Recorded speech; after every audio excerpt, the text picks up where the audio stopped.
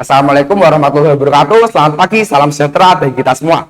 Yang terhormat Bapak Ibu Dewan Juri, hadirin sekalian, saya sebagai pembicara pertama dari tim oposisi mengucapkan terima kasih atas kesempatan yang diberikan kepada saya untuk menyampaikan argumen terkait mosi ini.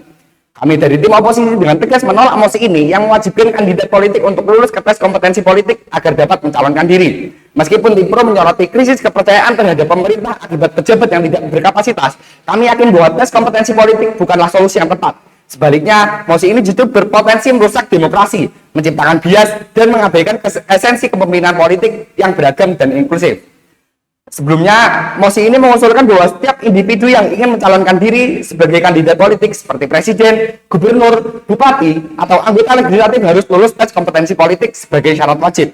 Tes ini diasumsikan sebagai ujian standar untuk mengukur pengetahuan tentang sistem politik, kebijakan publik, hukum, atau keterampilan teknis terkait jabatan publik. Istilah dari kandidat politik merujuk pada warga negara yang secara sah mencalonkan diri untuk jabatan publik melalui proses pemilu. Sementara itu, krisis kepercayaan merujuk pada menurunnya kepercayaan publik terhadap pemerintah akibat kinerja buruk atau ketidakmampuan pejabat publik dalam menjalankan tugasnya. Kami memahami bahwa tim pro berfokus pada pentingnya kapasitas teknis untuk mengatasi krisis ini. Namun kami akan menunjukkan bahwa pendekatan ini keliru dan kontraproduktif. Jika mosi ini kedepannya diterapkan, beberapa skenario mungkin terjadi. Pertama, kandidat dari latar belakang marginal seperti petani atau aktivis mungkin gagal lulus dalam tes karena kurangnya akses ke pendidikan formal, meskipun mereka memiliki pengalaman kepemimpinan yang kuat di lapangan. Kedua, tes kompetensi bisa dimanipulasi oleh pihak berkuasa untuk menginjilkan kandidat oposisi, misalnya dengan merancang soal yang menguntungkan kandidat dari partai tertentu. Ketiga, tes ini dapat menciptakan birokrasi tambahan yang mahal dan rumit, seperti biaya penyelenggaraan dan potensi korupsi dalam pengelolaannya.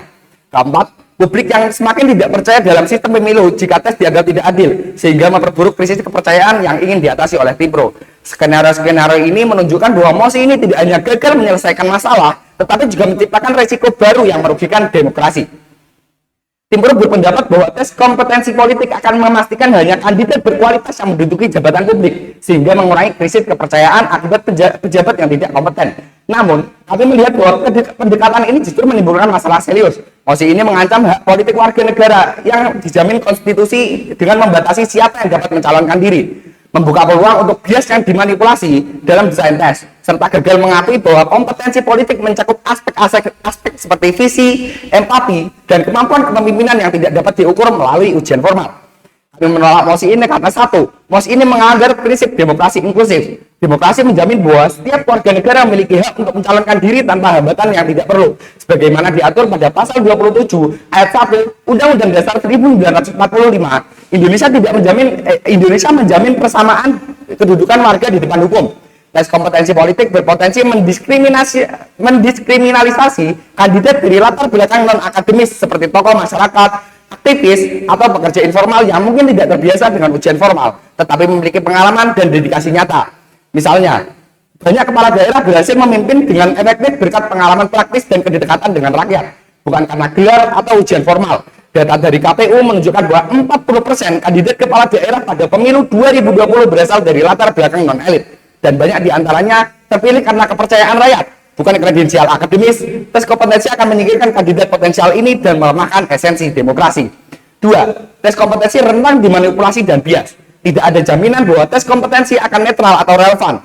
Pengalaman ujian seperti seleksi CPNS di Indonesia menunjukkan bahwa soal-soal seringkali tidak mencerminkan kebutuhan praktik jabatan, seperti kemampuan pengambilan keputusan di lapangan. Tes politik berisiko dimanipulasi oleh pihak berkuasa untuk menguntungkan kandidat dari kelompok elit atau partai tertentu.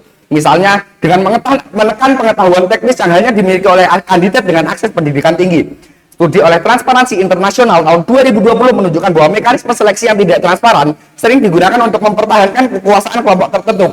Jika tes ini diterapkan, krisis kepercayaan justru bisa memperburuk karena politik akan melihatnya sebagai alat untuk menyingkirkan kandidat non-elit.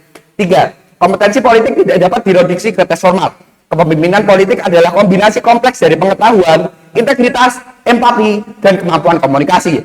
Itu semua tidak dapat diukur secara akurat melalui tes standar. Seorang kandidat mungkin memiliki pengetahuan teoritis yang baik tetapi gagal membangun kepercayaan rakyat.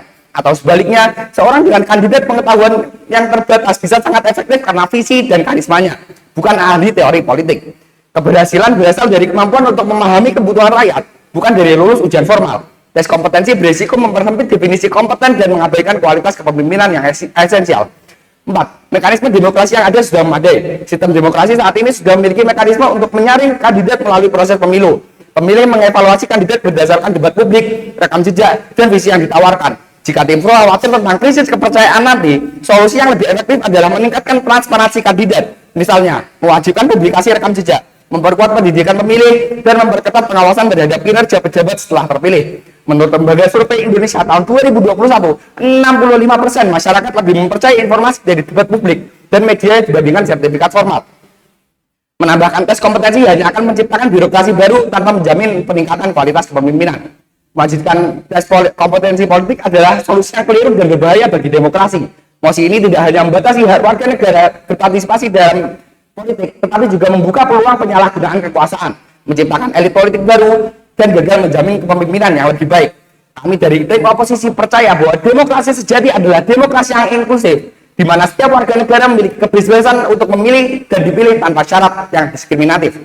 Krisis kepercayaan publik harus diatasi melalui transparansi, akuntabilitas, pendidikan pemilih, dan pengawasan yang lebih ketat, bukan dengan menciptakan penghalang baru yang merusak prinsip kesetaraan. Oleh karena itu, kami menolak mosi ini dan mengajak Dewan untuk mempertimbangkan dampak jangka panjang dari kebijakan yang tidak adil ini terhadap masa depan demokrasi Indonesia. Terima kasih atas perhatiannya. Wassalamualaikum warahmatullahi wabarakatuh.